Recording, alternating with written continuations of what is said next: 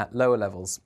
The wind strengthens further then on Tuesday night, with the risk of gales for exposed northern coasts of Scotland, especially around Orkney and Lewis.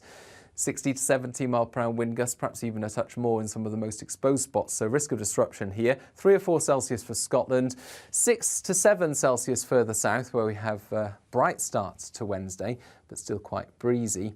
And we keep the bright skies and the largely dry weather in the southern half of the UK during Wednesday itself. Northern England, southern Scotland, Northern Ireland, some more persistent rain for a time. And northern Scotland continuing with those strong winds first thing, but the winds eventually easing along with those showers by the afternoon. Still feeling quite cold across Scotland, Northern Ireland, Northern England, but another relatively mild day further south. Thursday and Friday both look cloudier, especially in the west of the UK, where there will be some light outbreaks of rain at times, but it will also turn a little milder.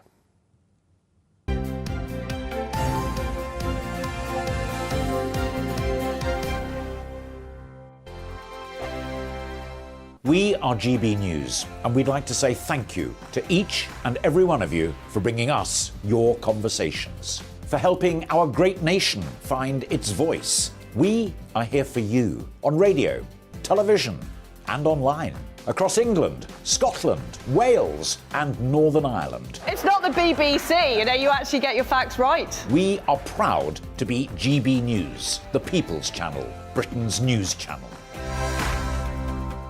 Monday to Thursday, 9 p.m. till 11 p.m. Join me, Dan Wootton. I'll bring you the sharpest takes and hottest debates. Do you not believe in prison? I don't believe in prisons. I'm completely stunned. I guarantee you there'll be no spin, no bias, no censorship. I actually was personally quite offended by it.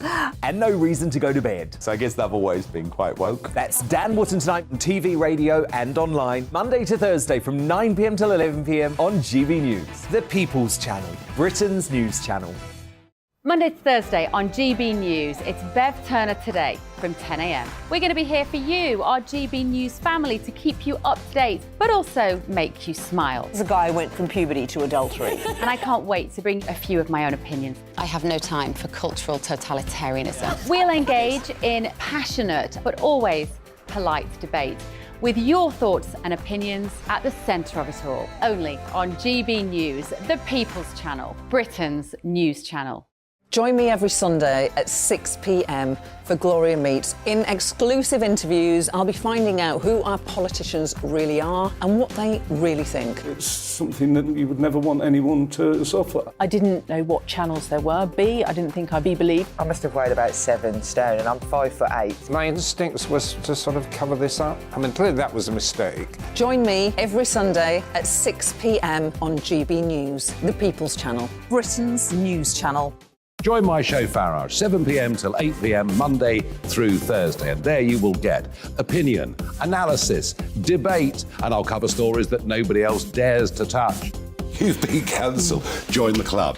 Oh my goodness me. And then for the last 15 minutes, talking pints. We're over a drink. We have a civilised conversation with someone. We very often disagree, but we do it in a grown-up way. Come and join me on Farage. Join me, Nana Akue, Saturday and Sunday afternoons on GB News. Expect fiery debate and passionate discussion as me and my panel tackle some of the biggest topics hitting the headlines. It's a place for everyone's opinion. No one gets cancelled, but no one gets an easy ride. Oh, she's on it today! Be ready for conversations that are fierce, frank, and of course, fun. Every Saturday and Sunday afternoon from 4 p.m. on GB News, the People's Channel. We are GB News, the People's Channel. And right across the United Kingdom. You can find us on Sky Channel 512. Virgin Media Channel 604. Freesat Channel 216. Freeview Channel 236. And YouView Channel 236. You can also take us with you on DAB Plus Radio. With the GB News app and at the website gbnews.uk. We're absolutely everywhere. Come join us on GB News, the People's Channel, Britain's news channel.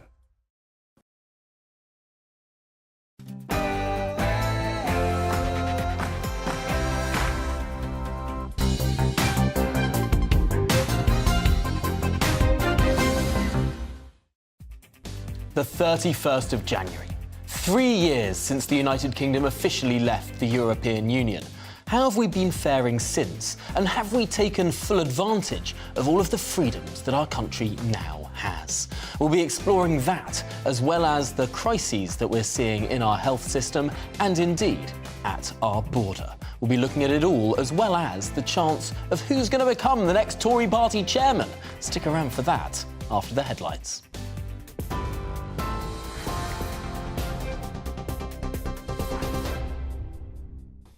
Good morning, it's 9:33. I'm Tamsin Roberts in the GB newsroom. The UK's economy is expected to perform worse than all G7 nations this year as the cost of living crisis continues to hit households. The International Monetary Fund has warned the UK's GDP will shrink by 0.6% in 2023, rather than grow slightly as it had previously predicted.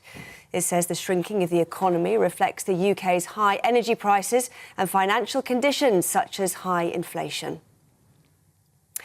Well, the economic forecast comes as the Prime Minister has praised what he's called Britain's huge strides in taking advantage of the opportunities opened up by Brexit.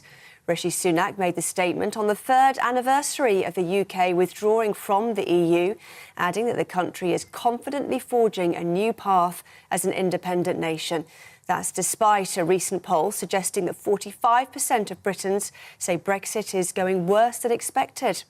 But Roads and Local Transport Secretary Richard Holden says the UK can beat the IMF's negative forecast. Well, look, I think over the last couple of years we have had to see some difficult times, and we have seen some stability brought in by Rishi and Jeremy. What we're seeing not is constantly policy changes, but is the government concentrating on 5 top priorities. First of all, dealing with the boats. Secondly, dealing with the backlog. But we've got to get debt under control, we've got to get inflation under control, and we've got to get growth going. But I think that we can really buck the trend. We've beaten the forecasts from the IMF and the OECD over the last couple of years, and I think we can certainly do it again. NHS consultants in England will hold an indicative ballot on taking industrial action. The British Medical Association says this informal ballot represents a significant escalation towards a formal one. The union says consultants are leaving the profession or cutting their hours due to significant pay cuts and unfair pension rules. It comes as health leaders say more than 88,000 appointments are being postponed in England due to recent industrial action. TV, online and DAB Plus radio, this is GB News. Now it's back to Tom Harwood.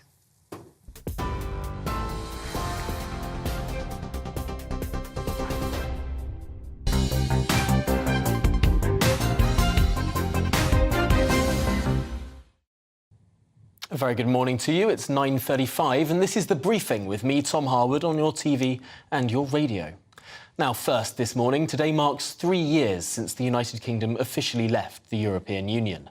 After a 4-year campaign from the calling of the referendum to its conclusion 3 prime ministers later.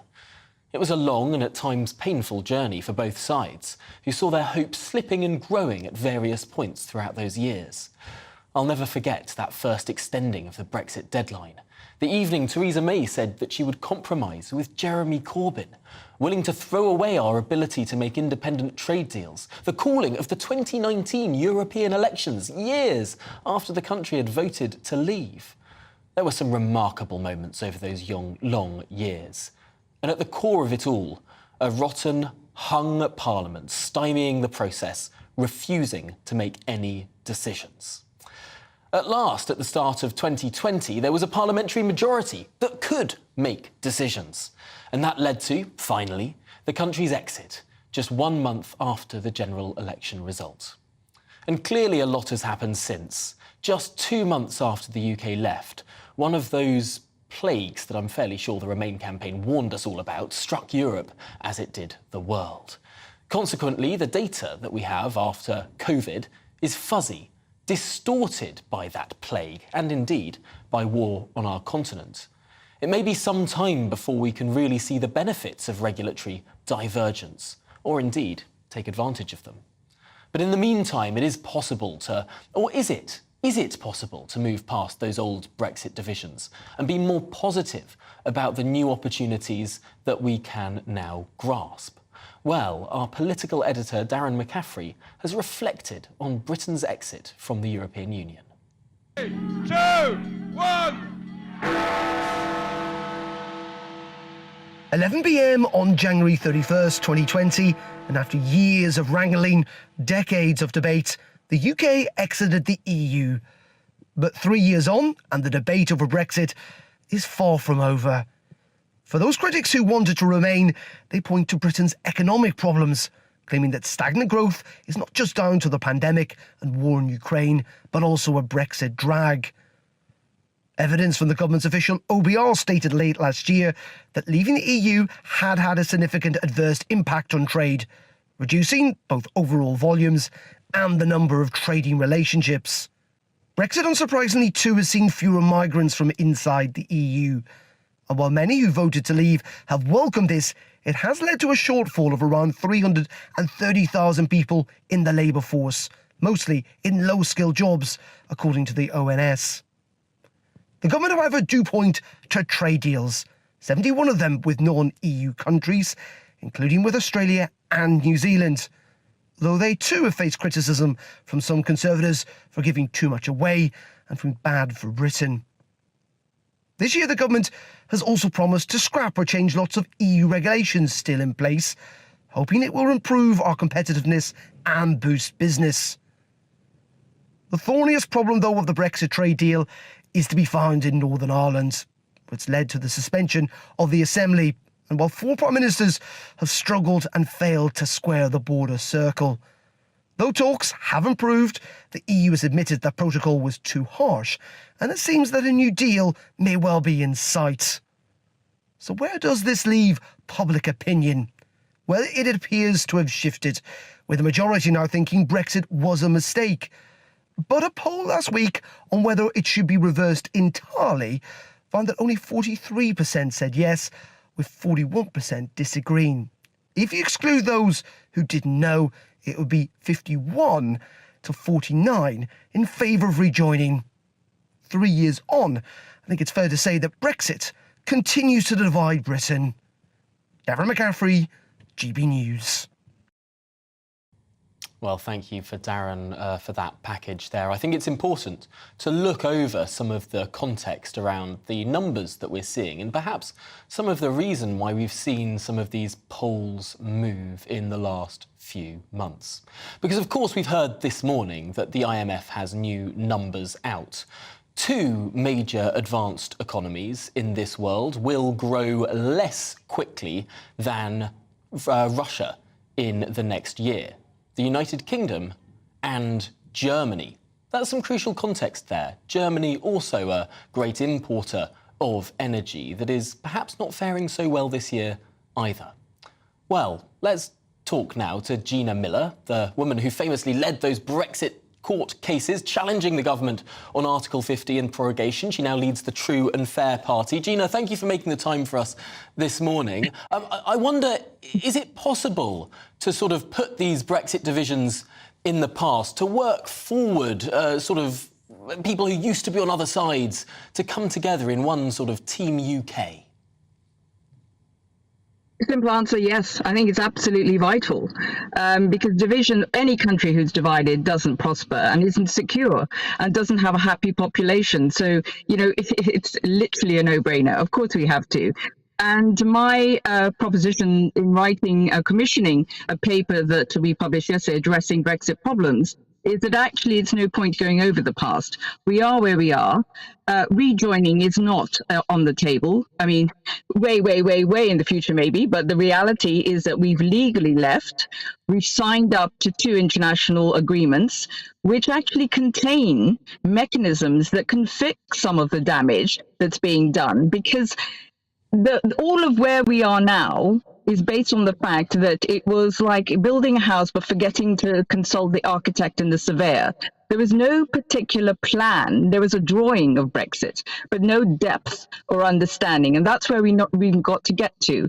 In the Trade and Cooperation Agreement, in the Northern Ireland Protocol Agreement, with both sides signed up to, legally binding on both sides, there are already mechanisms which we can explore to make sure that we limit some of the damage that's being caused, and we move forwards together and make the best of the opportunities that will come to us. And we don't know yet what those are. Well, some of these opportunities look like they could be joining, for example, the CPTPP, the Comprehensive and Progressive Trans-Pacific Partnership, this trade area of East Asian economies that looks really fast growing and that our independent trade policy now allows us to join thanks to leaving the customs union. Is that something that you could get behind? Joining a trade body, a union. I mean, of course, we're already members of WTO.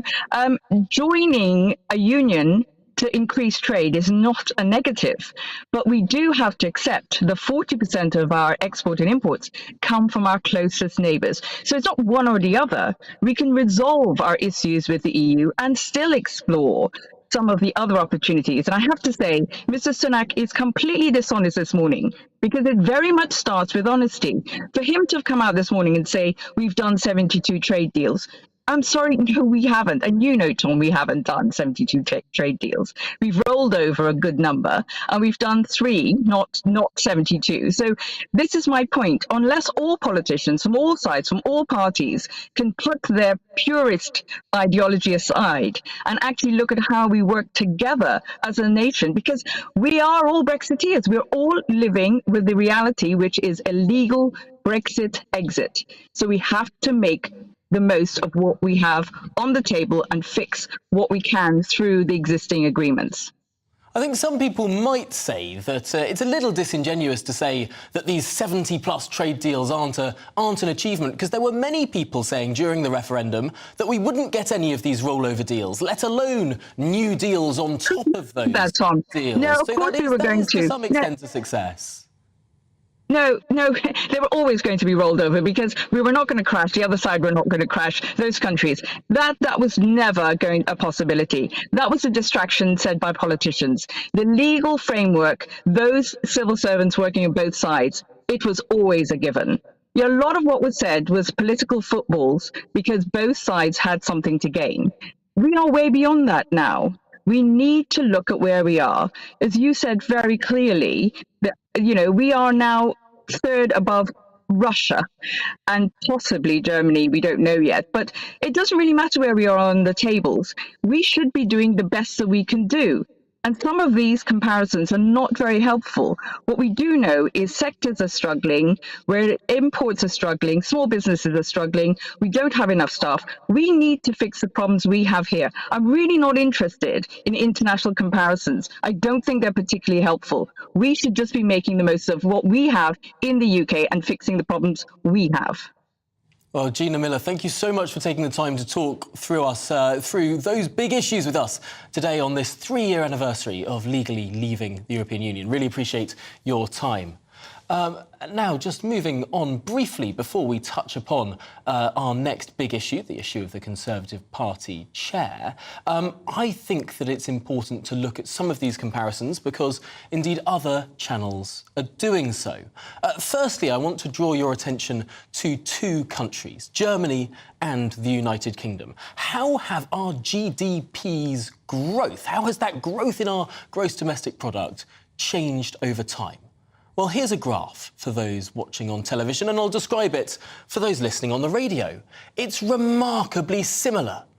Even taking into account that Brexit referendum in the middle of this graph, we're seeing almost identical GDP growth. Yes, the UK dropped sharper with COVID than Germany, but that bounce back was faster. This graph produced by the independent economist Julian Jessup shows that the UK's economic performance is actually pretty much on par with that powerhouse of the EU, Germany.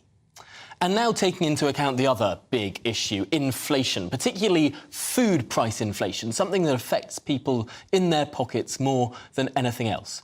How does the UK's food price inflation compare with that of the Eurozone, with that of the EU? Well, have a look at this graph. The UK's food price inflation, the latest data from December 2022, shows that our food price inflation is lower than that in both the Euro area and the EU. Again, credit for this graph goes to Julian Jessup. Some remarkable statistics that I think it's worth dwelling on in the context of all of this discussion. But next today, there's a vacancy for the role of Tory party chairman. Of course, that came up on Sunday. So who are the runners and riders to fill that gap? With William Hague ruling himself out of the running yesterday, I caught up with William Kajani from Star Sports Bet to go through the latest odds.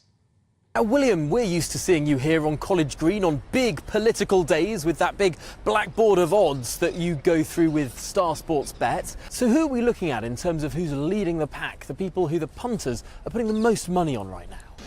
Lots of names are in the running. Our favourite is Matt Vickers. We've started with the obvious one. He's the deputy chair now. He's 3-1. He's an ally of Sunak, Redwall MP. If he's trying to lean into understanding how things are going in Redwall, you might say he's the ideal person to have for the local elections coming up. Now, yesterday, Lord Hague ruled himself out pretty sensationally of the race. Was he doing pretty well before that? He actually wasn't in our runners and riders. We're looking towards MPs, although that said, if you can request one, of course, we'll be happy to add them to the list. But we weren't looking towards Lord Hague in terms of those party grandees. So who else is near the top then? With Hague out of the running, Matt Vickers potentially there as the current deputy. Who else are the big names? So the big names we're finding are Brandon Lewis, Oliver Dowden and Mark Harper, all of whom I think will bring plenty of profile to the job. All of whom I think we can say are probably a bit more in Sunak's camp. I don't think there's going to be any great rift between them. And what of Boris Johnson? We've heard a lot about the former Prime Minister in this process. Are people actually putting their money where their mouths are? Yes, but they do this all the time with Boris Johnson. We could have to be the next manager of Chelsea or of Everton or of West Ham, and they would put their money on Boris Johnson. Jacob Rees-Mogg indeed actually calling for him to be given party chair. He's 8-1 with us. We're happy to lay him at the moment. We believe that it would be a bold appointment on Sunak's party. We don't think he'd want necessarily all of that drama. Let's not forget, of course, plenty of questions around Johnson at the moment too. So really, when we're looking towards when this might all be concluded, do you have any indication about when we might see a new chair actually in place? No indications, which is interesting because there's a party grassroots campaign to try and get the members to have their say. However, they're in a race against time and we don't know when the deadline is. I would imagine Sunak wouldn't want this to go on too long. I think within a week you'll probably have your new party chair. And if you were to place a bet in this roster of odds, who would be your person for the job? Let me be cheeky and have two. I'll have Brandon Lewis at 4-1. I think he brings profile, I think he brings plenty of experience to the job. And I'll also have Andrea Leadsom at 12-1. I was given Andrea Leadsom by a couple of people who'd noticed she'd been around Downing Street a lot. And in terms of seniority, maybe she might be a good candidate. Well, there we are. It's really interesting, I think, to look at those people who currently aren't in the cabinet, probably more likely to want to take on, to be enticed into what some people might see as a bit of a poison chalice. Absolutely. It's not an easy job. There's a lot of infighting in the party. You've got a mountain to climb in those local elections. So, yeah, definitely from outside the cabinet, I would imagine, will be the way I'm looking at it. I think it's also the way punters will begin to look at it. So, with that in mind, you'll probably get somebody appointed who doesn't currently attend cabinet. Well, William, thank you so much for going through those odds. Really insightful there. We'll look forward to seeing what the conclusion of this particular appointments process actually is. My pleasure. Thank you. Well, big thanks to William Kajani there from Star Sports Bet. Now, finally today, one of Rishi Sunak's core pledges for his premiership is, of course, to stop the boats. But as we know from successive governments, this promise is hard to keep, not least because of challenges with our French counterparts who share the channel. Well, James Daly is the Conservative MP for Bury North and a member of the Home Affairs Select Committee who, with his committee last week, visited the scene in France. James, what did you see there? Well, we're lucky enough to go to the beaches, we're lucky enough to speak to the French authorities, French politicians, and the picture was stark, Tom, in all honesty. If I could just paint a little picture of what the French authorities face, is that we were told that they have 10 minutes from finding out that there are people there with a boat to getting into the sea on the beach to actually do something about it. Now, as we both know, that's an incredibly difficult thing to do. But even more than that, if the boat goes in the water with the migrants going into it, it could be in 1 foot of water. The French were very clear, they will not stop it. It could be in literally 1 foot of water. Once it is on the water, they say that maritime law says they cannot stop it, and off it goes. Now, just think about that. So 10 minutes they've got to try and stop it while it's on the beach. Once the boat's in the sea, forget about it. We're not doing it. So it was very stark in terms of the challenges. And when we were going to the beaches where we were taken to a certain beach, which was a big old beach, but the beaches where the landings happen are very, very short, probably the size of this studio. Wow. So it is a distance. So at the top of the beach, there's places to hide. Migrants come out, get in the boat, off they go. The idea is to get it into British waters, whereupon that boat will almost certainly be picked up by the British Coast Guard or the British Navy and safely brought back into Dover. It seems so ridiculous, so childish to some extent, that you've got all of these teams of people funded to the tune of tens of millions of pounds and indeed euros, and indeed you have British individuals now on those beaches as well as of this year.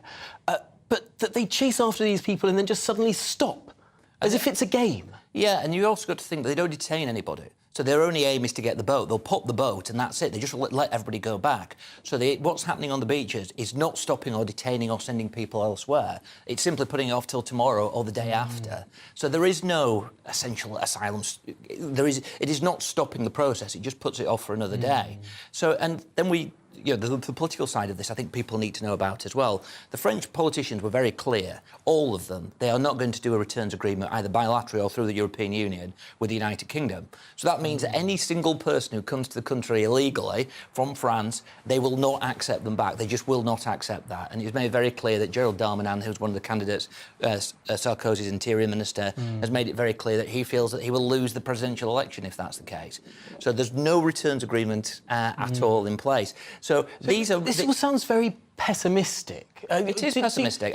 Do you and your committee sort of see any sort of hope in terms of how this situation will be dealt with? The only way that it can be dealt with, and the French again were very clear about this, whether they were right or wrong about this, they viewed the words El Dorado. We went to immigration camps and various other words like that. People are convinced that there is an El Dorado on this side of the channel. So the French, whether that's the military or the politicians, say, you've got to sort it out at your end. You've got to have a deterrent that is going to stop people going over to the United Kingdom. We've got to understand that people are not going to stop coming to Calais. Calais is essentially a waiting room for migrants to go over to the United Kingdom. They are not interested in staying in France whatsoever. The answer is Rwanda. The answer is the Rwanda policy at the earliest opportunity. We were given very clear evidence and very clear anecdotal evidence that Rwanda will stop people coming. So we were finding, we went to a camp where there were people from Chad, from Sudan. These were not people who'd been trafficked. These were not people who were victims of organised crime. They'd made their own way there. They had mobile phones with the GPS of the camp that we'd got to, because they know that once they get there, nobody's going to stop them from getting across the channel at some point. So it's a stark message, but some of the things that we are told repeatedly by politicians of all kinds, certainly in the European Union, are not correct. Are we wasting our money sending tens of millions of pounds to the French to do these beach patrols? I think we've got to look at every way to support the French in terms of what they're doing. But if I give you an idea, a French politician I spoke to, who was very sympathetic to the British, actually used the words, Tom, we are insulted that you're giving us money to sort this problem out. Wow. And that's a French member of Parliament. So I think that they will accept it. We were shown a lot of kit that's being used, and that's important. But the commitment to stopping this is not there. The French do not want to stop this, unfortunately. And until we get to a point where we in this country are putting in place measures and policies such as Rwanda to deter people from making that journey from Africa to the French coast, it isn't going to stop. Well, James Daly, thank you so much for bringing that insight here to the briefing this morning. Really appreciate your time and, indeed, your comments there, because this is such a big issue. Thank you for sticking around for the show today, for this anniversary of the 3 years since leaving the European Union. But just before we go, I want to make a quick note of another anniversary. It's my granny's birthday today, so have a very, very happy birthday, Granny. Thank you so much for watching the briefing this morning. I'm back tomorrow morning at 9:30, but next, it's Bev Turner Today.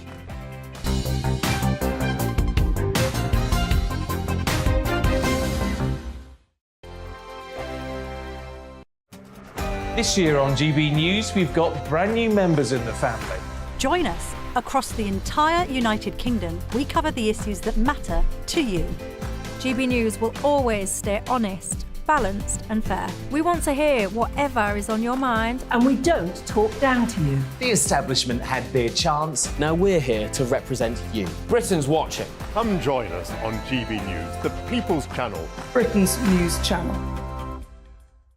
We are GB News, right across the nation. You can get us on television, on radio, on digital. We're absolutely everywhere. Amazing. You see, amazing. You remind me of me in the European Parliament. But here's the most important bit. We are not part of the mainstream establishment. We think and speak just like you do. We are the People's Channel. Magnificent. That's really, really thoughtful. Come and join us on GB News, the People's News Channel. Join me, Patrick Christie's, Monday to Friday, 3 till 6. We tackle the day's news agenda like you've never seen before. It's high tempo, high octane, the most controversial topics, and the best guests. You will not be able to take your eyes and ears off it. I'm not afraid to ask the questions that you really want answered. 3 till 6 p.m, Monday to Friday on GB News, the People's Channel, Britain's news channel. We are GB News, the People's Channel. Why not take us home with you by visiting the GB News shop at gbnews.store? You'll find all the official merchandise, a really good present actually for yourself, your